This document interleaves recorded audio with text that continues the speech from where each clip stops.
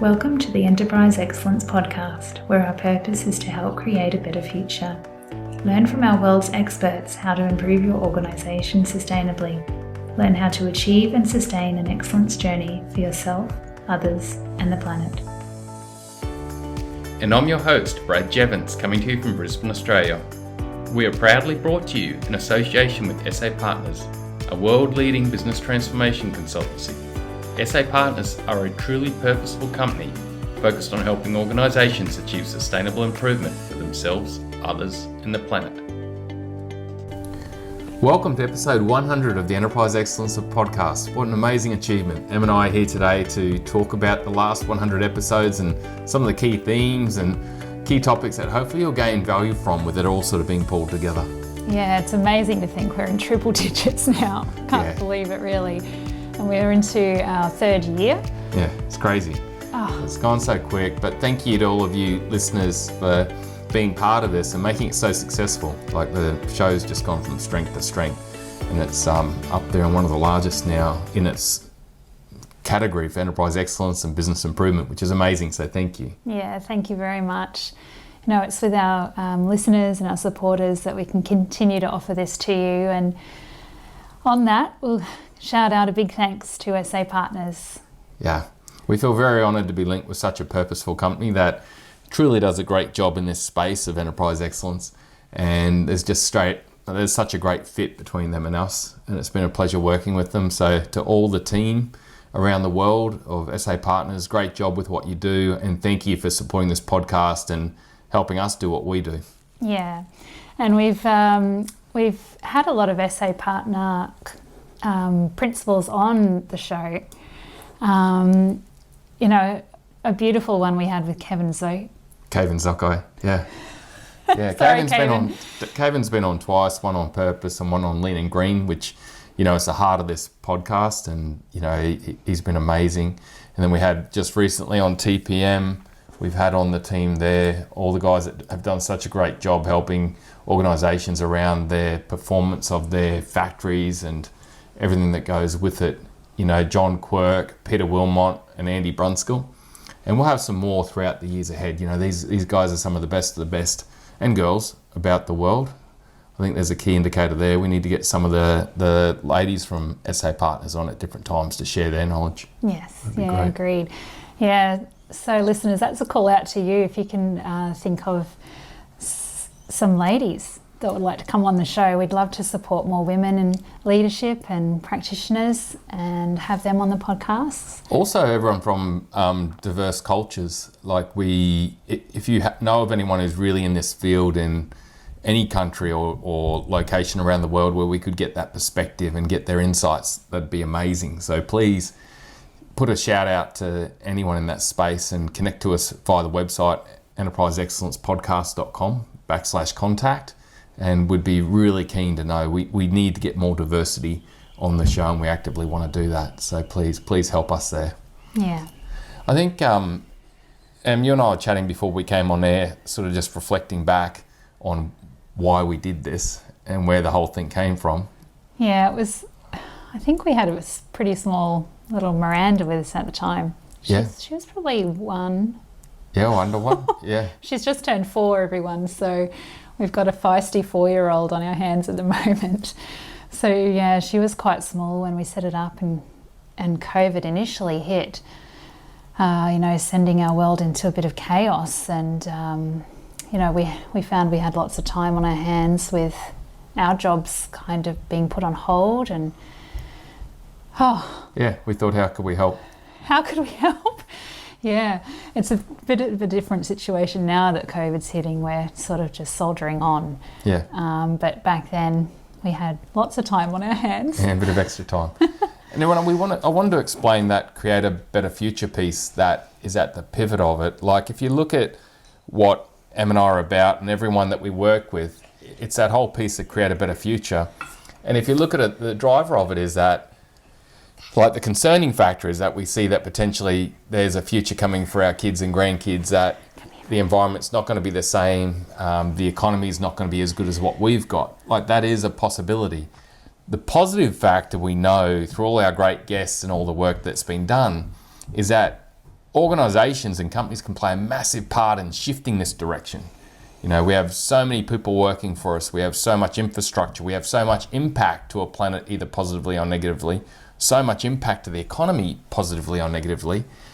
But we also know from our guests that there's a win-win there.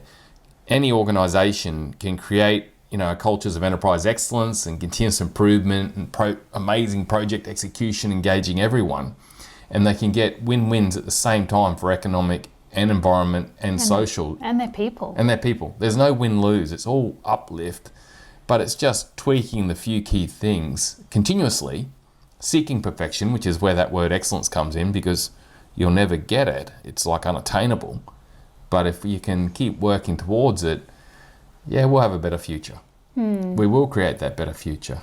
You know, and I think that's what create a better future means. And it's been there from the day dot with us. It was just getting the word, why are we doing this? And it's there greater than ever right now. And it can be done through organisations. It is being done by organisations. And I think enterprise excellence is a medium, you know, learning and understanding and getting better at this. All the topics that our guests that have come on have spoken about. Yeah. Will make that difference for the future, which is amazing. Yeah. I remember there, Brad, William Halal, he was speaking with us on episode 86 about, you know, how technology is driving an age of consciousness, but he specifically mentioned businesses in that episode, stepping up and being the ones to drive change, because governments are too short-sighted. Yeah. You know, we can't rely on governments. Too short term with their tenure of leadership. Yeah. Although Canberra's just announced they're going to be the first state in Australia to get rid of new petrol cars by the year 2035. So that's a bit of forward thinking by our government. Well done. Yeah. But on the whole, businesses are there long term, and senior leaders and leadership and people are working, you know, every day in companies and have the potential to shift. Yeah. There's a great episode coming up in a few ahead, which will be Eve Moriox, the director of Boston Consulting. And Eve is talking a lot about technology and how we really haven't been using it to its full potential, and how we can use technology to truly create that better future. So that's going to be a great episode to listen to coming up in just a few. So that's going to be great. I think everyone with us going forward will keep these great experts coming and share this knowledge. The trick is really helping it get traction in organisations and helping us create that better future. That's the key to it all. Yeah. Yeah, as we've sort of reflected on the past 3 years, there's been some key themes really that keep repeating. And for me, I edit the podcast and I get to hear all of the wonderful inspiration that, you know, that our guests provide. And it's, wow, just a week to week kind of tap into why we're doing this and how we can keep kind of getting better. It's so cool. Yeah. So cool. And there have been some key themes, haven't there, Lou? Like, I think that's the advantage you and I have, is that we're so deep in it with recording the podcast, editing the podcast, and then I also listen back. I listen back to every one. Yeah. And you just pick up on these key themes, which I think is what we want to share now, isn't it? We want to just have a chat about some of the key themes that we've learned over the last 100 episodes. Yeah, yeah. So some of the key themes, Brad, what do you think's the top one? Dun, dun, dun. The top key theme that nearly every guest has spoken about. I think it's basically these journeys come back to senior leadership, you know, and to make them stick and really make them fire. It's about senior leadership really leading it, owning it, and showing what Jim Collins spoke about years ago, that humility to basically go, right, we can do things different. We aren't perfect. We can move forward. How do we move forward? But then also the will and determination to go, right, we are going to lead it and we are going to own it and we're going to demonstrate the behaviours that will ultimately help shift our organisation. Like, the whole thing comes back to human behaviour, you know, but the companies that are truly nailing it are the ones where it's being owned by the most senior leadership and then cascading from there. Yes. And it's just a theme across every episode, but if I highlight some key episodes on it, I think Bruce Hamilton is one of the legends in this space, spoke a lot about it and the need for it in episode 58. You know, it was a great conversation, and Bruce is such an amazing guy. Gwendolyn Gelsworth in episode 61 spoke a lot about the part senior leadership play and had some really great insight into this, to how to achieve it. Diana Jones in episode 68 talking about leadership levers. Kevin Ayres in episode 19 was one of the best on leadership language and the power of it. And when you think of it as a leader, if you go, behaviour is everything, right? Shifting behaviour. What is one of the core behaviours that an organisation experiences from a leader? It's two things. It's one, what they say and how they say it. And it's secondly, what people see them do. Their physical behaviour. So Kevin's episode and the work he does is amazing. And then also Dave Sahoviak, the host of the Coaching for Leaders podcast, which is one of our world's best. He was on episode 30 and he spoke about so many key aspects of leadership and achieving excellence, and it was an amazing episode, so thanks, Dave. I think all of those guests, Brad, you know, they had commonality with behaviours. It was not only the drive, but also sort of the fun that leaders can have with their people, and the sort of really having that clear passion, the clear vision. Yeah, well, that's the next topic. Yeah, making it sort of a story and telling it in a fun way. Well, on the next topic, I said to someone a few weeks ago, if I had $1 for every time an expert mentions purposeful vision and cascading it, I'd probably be quite a wealthy person. You know, so the other topic that's come up nearly in every episode is basically the effectiveness of planning, but being able to ultimately cascade it to be able to connect everyone in the organisation largely back to a meaningful vision, a purpose, a just cause, whatever you want to call it, and the goals of focus and the strategies of focus.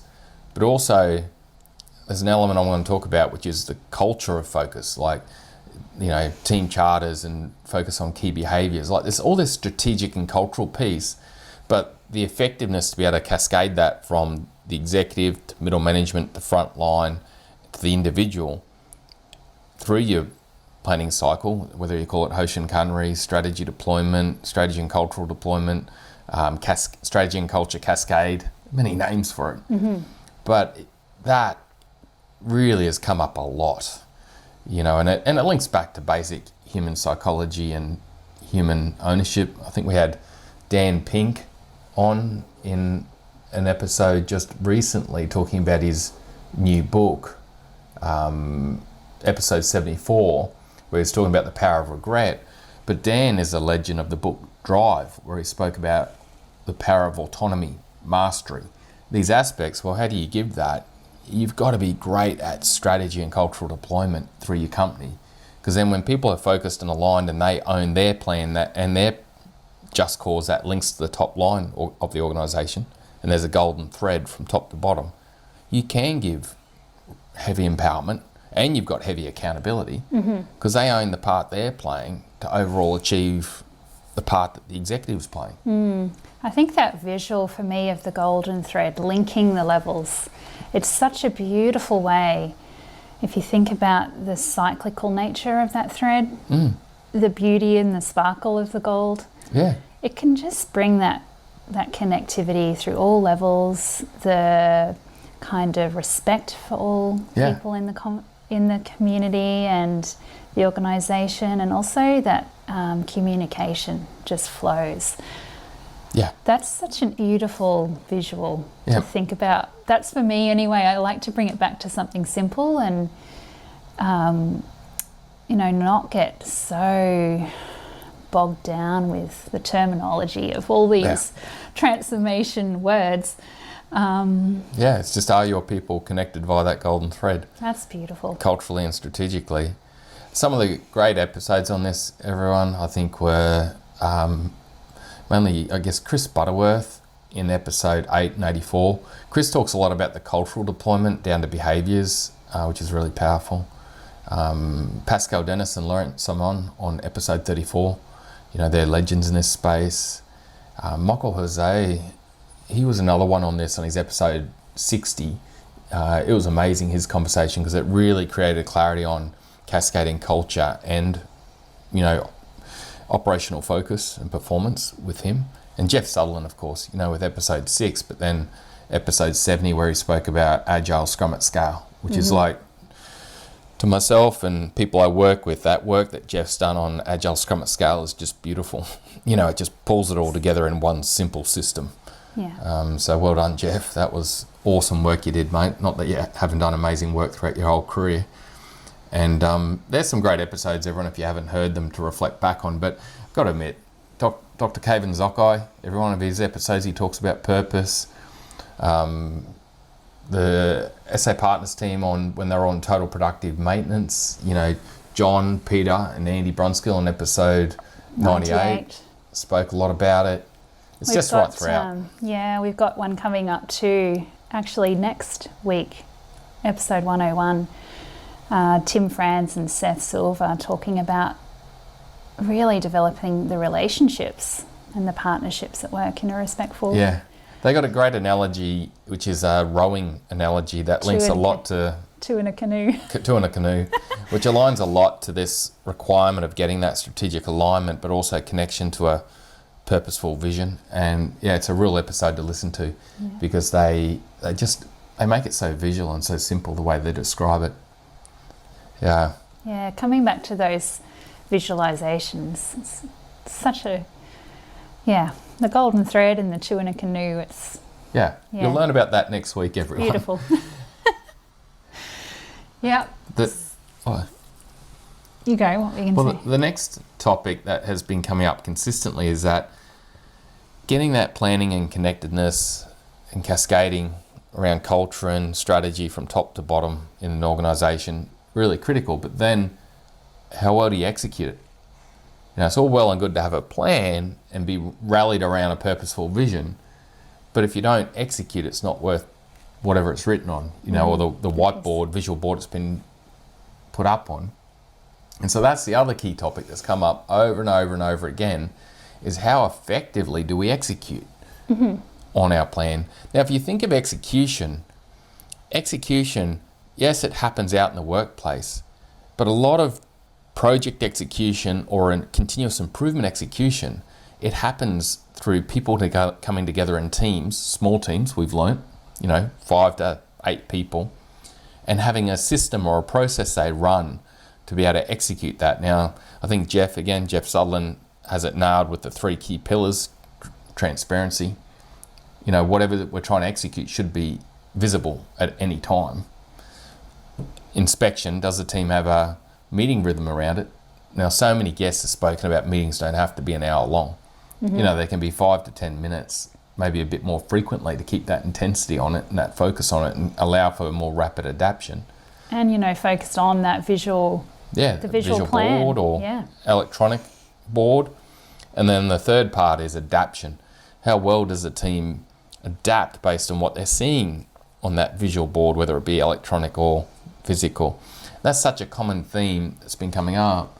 But also the common theme is an organisation's ability to connect that from frontline to executive, so that the frontline can be executing their plan, which is a lot more about driving the aspirational measures towards their purpose.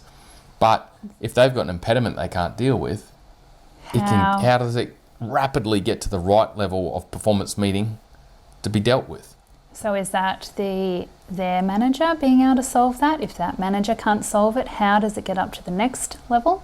I think it's more that, does the manager have a visual board and performance meeting he goes to with cross-functional other managers that can help with that? Like whenever an employee is just handing a problem to a manager, there's 2 problems to that. One, did the employee have the system or the meeting to try overcome it themselves and bring it to the team and overcome and deal with it themselves? The autonomy. Or the autonomy and the focus on it. But the other is then if it has to get escalated, a manager will often be busy and could lose it, forget about it. Is there a system that takes it to that next level, and at the next level it's transparent and it's inspected and it's adapted on? And then above that, and of course there's your traditional hierarchy of companies where it's going from frontline to middle management and up. There's also then the agile structures that are now becoming prominent, where you've got frontline and you do have teams above it, but in a true agile sense, it's just representatives, the right representatives from the frontline teams going there, not necessarily a manager, So that's been a big learning throughout the whole last 100 episodes, is this whole piece coming back to what is our meeting rhythm and our meeting system and the visualization system to enable us to run high performance, rapid meetings at all levels of the organisation that are connected, so that there's no really low decision latency. I think Jeff Sutherland said it so well in that last episode we had with him, on episode 70. Where he said the key is to eliminate or reduce decision latency, which is overcoming a problem or saying yes or no to an innovative idea for improvement that maybe a frontline don't have the authority to execute them or say yes to themselves. And the clarity of mind needed to be able to make those decisions. You can't be in a firefighting mode to make clear decisions. You've got to have some time set up in your everyday to be able to think strategically. Yes. And look at your prioritised list of recommendations or improvements jobs, or backlog of work you got to do. Whatever you call them, and kind of link it to that frontline creating value for the customer. Yeah.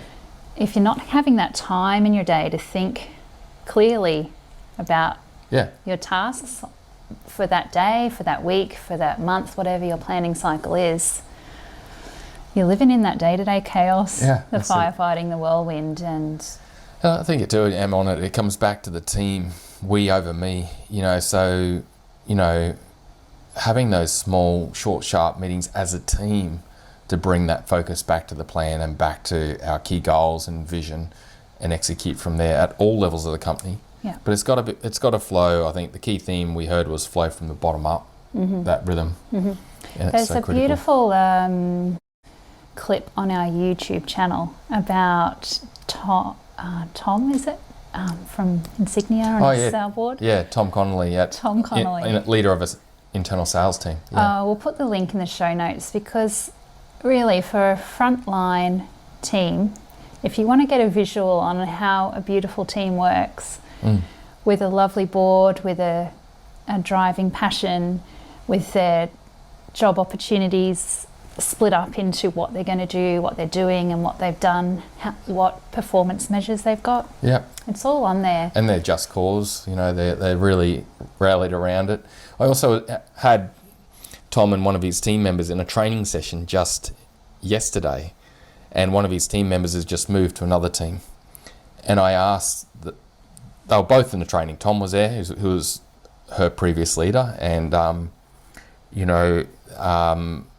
and so we're there together, and we're actually talking about it, and we're talking about culture and great examples of high performance culture, and this is what the conversation was going around. And Shay, who's now down in Melbourne with another team, she actually quite embarrassed because she didn't want to give Tom a big head, which you can't. Tom's a good bloke, but she said, well, a great example of high performance culture was when we worked with Tom on the internal sales team, because of the huddle rhythm, the scrum rhythm they ran, where we'd come together and focus on our just cause and also our critical measures, but also culture, where we'd look at behaviours we're trying to improve and achieve to drive forward, but both personally on a home front, but also at work. I think that's the other power of what Tom and the team do, is they bring in personal as well as work.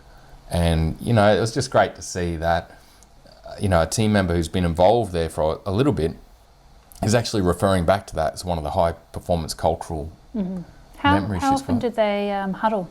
They were 3 times a week. They would scrum, they call it. They refer to it scrum, run more the agile technique. Maybe we should get Tom on the podcast for That'd be good. Yeah. Yeah, okay, we'll do that, everyone. Call Especially, you, Tom. and if you've got, with it would be one to get to your sales leaders, because, the results this young team achieved too is off the charts. So it does equate to results.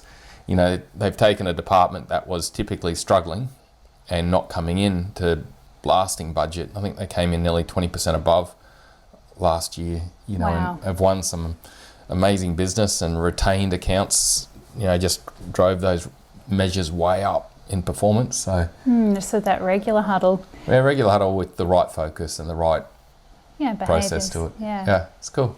So everyone, on execution, there's some great episodes. There's Jeff Sutherland in episode 6 and also episode 70. Like Jeff and Ken Schwarber, who hasn't been on the show yet, they're the founders of Agile. It's one of the best systems to really, also do planning, the planning cycle, but also this execution piece we're talking on. Michael Jose on episode 60, that was amazing. It was amazing because of his discussion on leading culture and performance and execution through the huddles at Toyota, where he worked and became the GM of Toyota America, but then also the people and culture leader. And then also David Mann in episode 52. That was a great episode, which really brought that visuality element to life. Gwendolyn Gelsworth's episodes, so many. Yeah. It's been a common theme.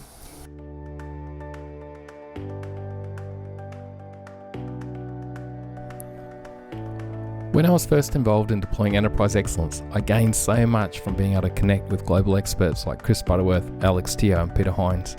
They shared their knowledge, but they also inspired me to keep moving forward and played a big part in what I'm doing now. We can now offer this same opportunity to many of our listeners. We are currently forming the Enterprise Excellence Community. This community is for people practically deploying an excellence journey within their enterprise. The community allows us to link directly with our world's experts each month to learn and grow for an hour. We already have Jeff Sutherland, Jeff Leica, Pascal Dennis, Laurent Simon, and Louis Trigger confirmed for the coming months. For the final hour of the gathering, we then link in small groups with our peers to help each other overcome challenges and continue to move forward towards our vision of excellence and goals within our organisation. To get involved or gain more information, reach out via our website, enterpriseexcellencepodcast.com/contact. We look forward to talking to you soon and working together with our world's experts and each other to create a better future.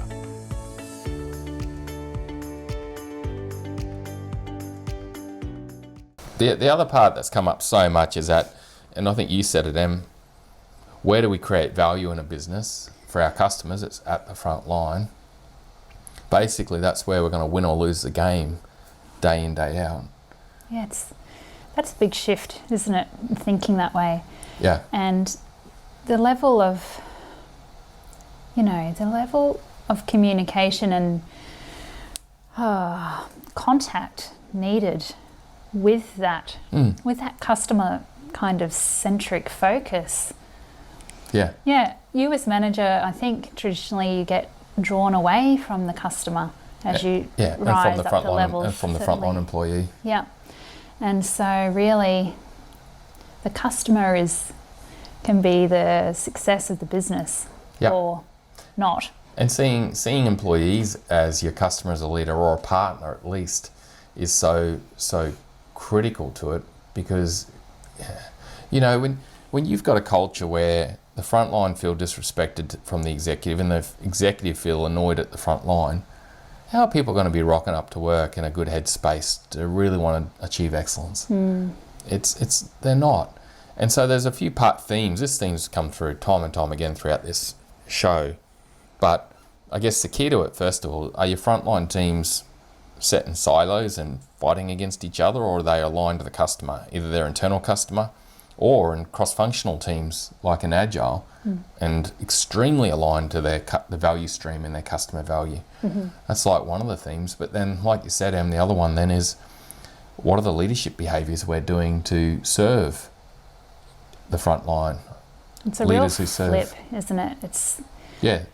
We serve them. How do we serve our front line in creating value for the customer? Yeah, to help them How do we overcome help? impediments. And that is mainly through providing them with autonomy to make decisions themselves, and then helping them to remove impediments from their flow, creating value. And this comes back to the execution piece, everyone, because if you're working in an organisation and there is not a form of performance meeting at middle management and executive to overcome challenges rapidly and to execute projects that are going to definitely strategically differentiate ourselves, right? Every organisation has to do big stuff to strategically differentiate themselves.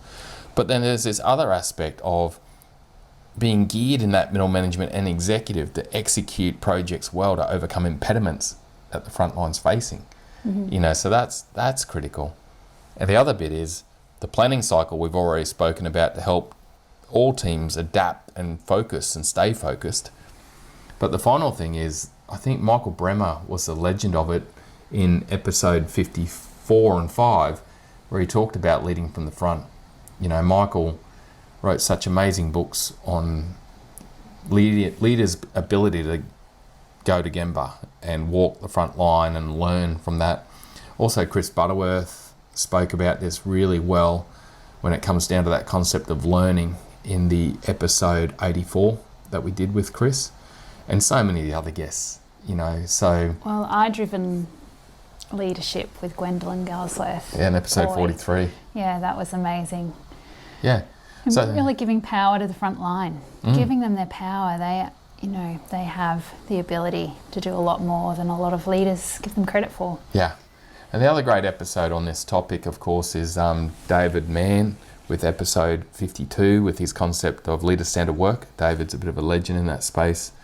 And then also Peter Hines in an episode that Peter did on the people value stream, which is basically the next topic, I guess, that has come up heaps and heaps, which is what are our organisational systems to keep developing people and help people grow and reach their potential and, you know, basically come into our company and grow through our company and really achieve the best they can achieve.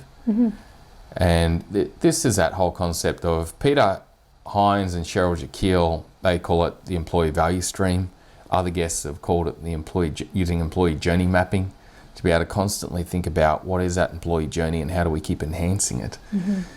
But the episodes of prominence here would be Cheryl Jekyll on episode 5 and Peter Hines in episode 46. Just great episodes talking about that whole people system with an organisation and how effective or how can you improve it to truly get great outcomes through, you know, people alignment, but also people development. So that's the key themes that have come through. And I think they have come through many times, but I think each guest that raises a topic, they have a different take on it, a different angle.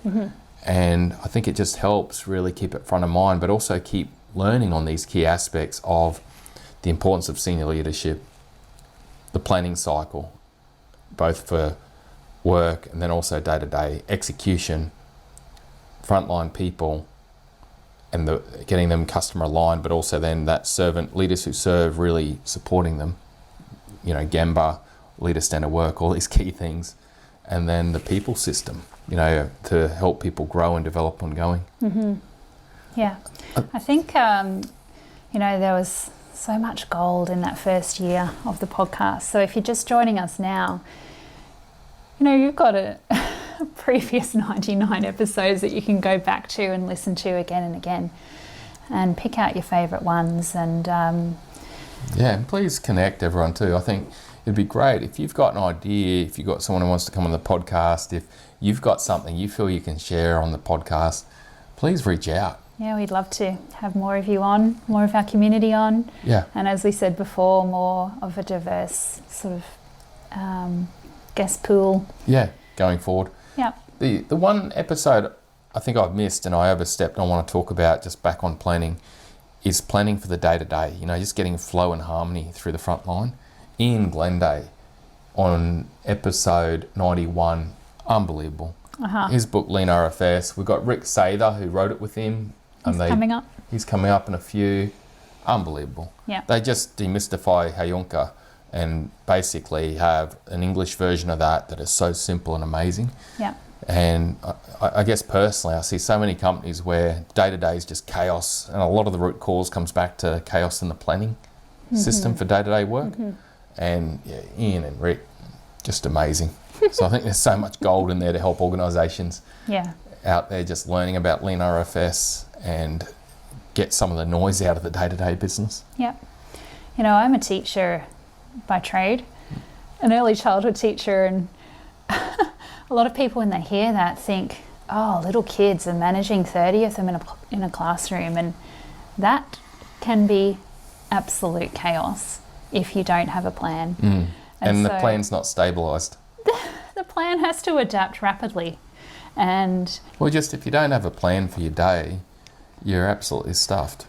And And I that think plan, if you're not, responding to your people, yeah, you're stuffed. yeah. Like, So yeah, I think it's just a common theme that I see out there, that the whole planning cycle is disconnected to factories and supply chains, warehouses, and it's just creates chaos through the operation. But I think Ian Glenday and Rick, man, with that book Lean RFS, they did a good job. Great podcast too. They're such genuine people, like all our guests are.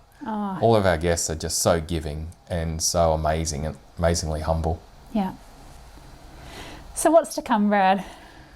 Yes, I think upcoming we'll keep bringing you amazing guests, and please contribute to that. Like, we'd love help, especially with diversity going forward.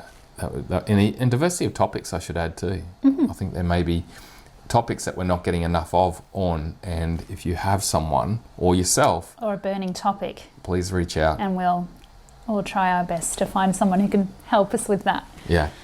The other part is the community. So there's now the Enterprise Excellence community linked to the podcast.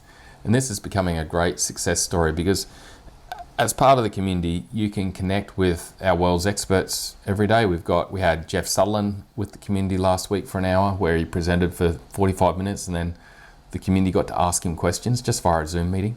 And then we got Jeff Leica tomorrow, which is not tomorrow when this podcast goes to air. It's tomorrow while we're recording, which is the previous week. And Jeff's on talking about the Toyota Way second edition for 45 minutes, and then the community can ask him questions.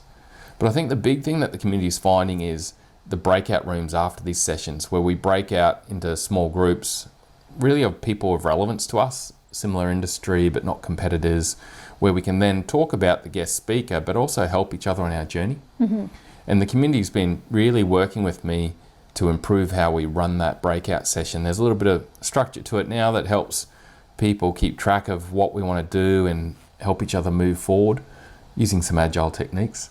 And I'm getting some great feedback about it already, which is good.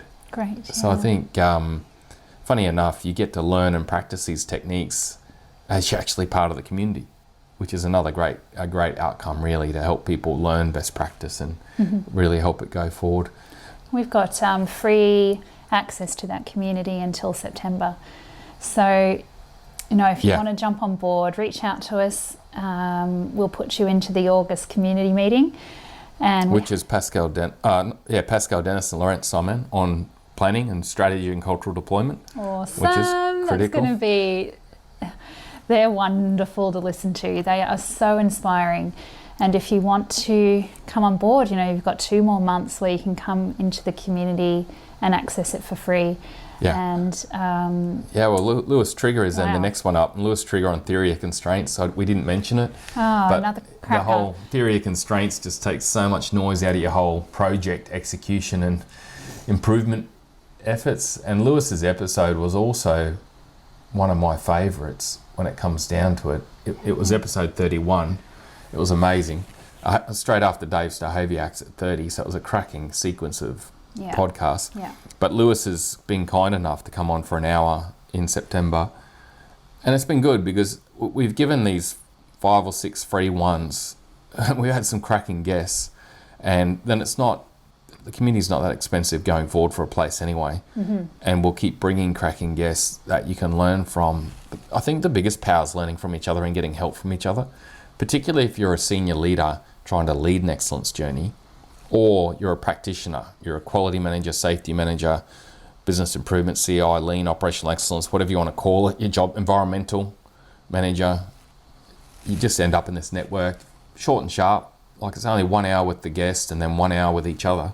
With your on small Zoom. team. Small team, learning, getting help each month, and then breaking. And so that's a big part of the future, because to me, it's all about how do we create that better future. Well, we got to help excellence journeys stick and sustain and keep going forward. That's the key to it. And we're sort of providing that avenue for ongoing communication and keeping each other on track. Yeah, that's it.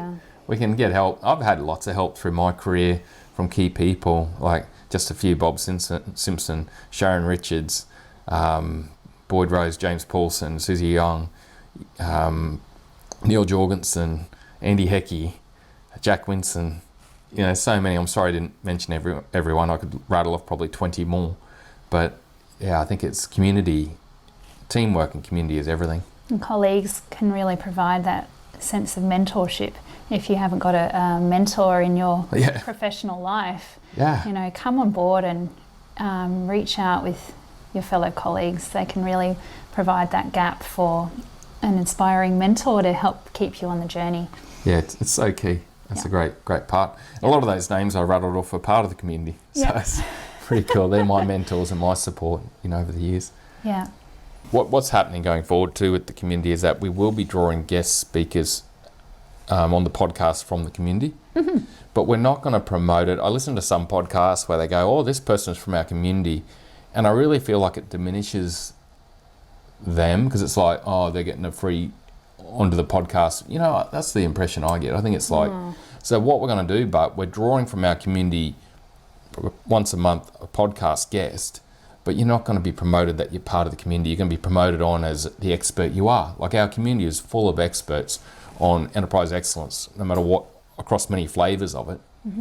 And so we are going to once a month draw in a community member to be a podcast guest, but we're not going to promote that they came from the podcast. We're just going to promote the expert they are and learn from them. And I think that's the best way to do it. I'm looking forward to that because it's bringing that more practical practitioner side into the podcast too. People actually doing it. And I think that's going to be amazing. Yeah. The final bit we're doing upcoming is senior leadership support. Like these journeys are made or broken largely by senior leadership behaviour. And so what we're looking at there is, firstly, I'm going to run a number of free webinars and bring in some global experts to run these with me to really help senior leaders within Asia Pacific. Largely, I guess it's Australia and New Zealand, but we do have people come on from America and Europe, come on and learn for an hour some of the best practices and how do you lead an enterprise excellence journey. There's also training, like we've developed that Agile Leader at Scale course with Agile Education Program, and that training we're going to be bringing to the region upcoming, as well as Agile Scrum at Scale, which is basically excellence in that planning cycle, getting planning bloody well and running effectively, and also execution for getting that CI innovation type agile organisation going. That's coming up. And the other factor that's on the backlog now that we're going to be doing is some trips to the US, probably tying into the AME conference, the American Manufacturing Excellence Conference, to go and see best practice. Like American and Australian culture has a lot of similarities, and there are some companies over there that are truly doing great things. And so this will be a trip for senior leaders and key practitioners in companies, key improvement leaders, to go see some best practice, highly focused on the leadership side of things, like the part that senior leaders play, but also getting out into the floors and seeing these organisations. And we think that's a key step to truly help us learn and grow largely in our region to get better. Going and seeing it in action. Going to see it in action, going to see the best. And we're also working hard to keep building best practice here in Australia in a number of organisations, which will mean we can do visits for senior leaders and key practitioners where we don't have to go too far afield, because sometimes seeing it is the key that people need to truly jump on board and start leading it forward. And with the times that we could have coming up, I think it's important that we do everything we can to help people really see best practice, because I think particularly in Australia, we've not had a challenging time for a long time. And I think when the challenging time hits, which it is, I think that's where we've got to be fit and we've got to be ready to really run effectively, to do great things for our customers, to protect jobs, to grow still in tough times and keep moving forward, and also reduce planetary impact at the same time. And so I think that's the key to what we're doing here. There'll be ongoing practitioner training still that we run through the academy for Agile, Lean Six Sigma, all these topics that we're doing across around the clock, around the year to year. And then also too, I'm out helping organisations directly. With the time you got left. With the time I got left. Yeah. So it's not much, but the coaching support and actually being there to help is critical. And we've got to improve more into the future how we can do this en masse. How can we en masse, which is the vision of the community, that community really playing that part, which allows you to help many through one avenue rather than having to be one-on-one, which really can minimise the time you've got available. I'm wondering if, an improvement there might be for the community to have in their small groups access to personal coaching or... Yeah, I think there's something on that, bringing in some of these experts as mentors and coaches too, directly to the community. There's some value in that, particularly some of the people we know globally and locally. Yeah, that's a really good idea. Yeah. We'll have to backlog that. We'll backlog it. Our backlog is growing. It is. Let us know if you think that would be helpful. Value to that one-on-one coaching. And I already know we've already got a few people who are part of the community I think would be more than willing to do that, and help out there. So that's a good idea. So anyway, I think Em and I will keep practicing Agile in our world. You'll see elements of it always if you watch a video of one of our shows behind me, and if you ever want to see our mural board and how we run our scrums and sprint planning and review and retros using that plus the physical boards behind us, reach out. Be happy to take you through it. Yeah. Well, here's to another 100. Oh boy. That's the long-term goal, and maybe we'll have our prioritised backlog enforced by then. Yeah, I think it's been amazing. It's been such a pleasure being able to talk to all these experts, but also to get connected with you, our listeners, and see that base just grow so amazingly to what it's become. And we look forward to the next 100. Please, everyone, share this podcast and promote it to others that you feel it may help. Like it is a free avenue that people can learn from our world's best and help to create that better future. So you, our listeners, can help us help others too, just by sharing and letting others know about this. There's no more powerful avenue than word of mouth. Yeah. That is the most powerful. The community, the podcast, the academy, please, anything you can do to help there, would really appreciate it, because it helps us achieve our vision of creating that better future. Yeah, for a wider audience. Yeah. That, this weekly podcast is that weekly hit of inspiration as to why you are on that journey, why you are striving to, change workplace behaviours. Yeah. I think we should add too that I don't think something that we talk about much is that we are, going forward, we're a social enterprise. We, even profits and revenues that we make, we're putting towards social entities. I think we helped Wildlife Warriors this year and a number of other organisations, and we're just going to keep then using any revenues that we make to channel into supporting charities that are doing great things. We're mainly focused on ones that are actually, the bulk of the money is going into charitable work, so that's the key focus for us, is these organisations where a whole heap of the money is going to where it counts. Yeah, I got an email yesterday from the Wildlife Warriors, and the bushfires that happened back in 2019, 2020, right before COVID hit, were absolutely devastating for Australia. We lost, they quoted between 1 to 3 billion animals. Wow. We lost in that bushfire. And, we're the only country, we're the top rating country for the extinction of mammals. And so... Yeah, they do some good work. Like, there's Steve Irwin's organisation, and previously his kids and Terry are running it now. And they buy bushland, they protect it, and they do all sorts of activity for animals, and it's amazing. But there'll be other charities that we support going forward too. But the key caveat is that the bulk of them, the money that goes to them, goes into action. Action, frontline, action. And it isn't just environment. It's for, for economic gains, planetary gains, and also gains for society, like what, the work we've been doing with World Vision and organisations like that. So, and I think anyone engages with and helps with, even everything goes to a good cause. So it's just trying to create that better future holistically.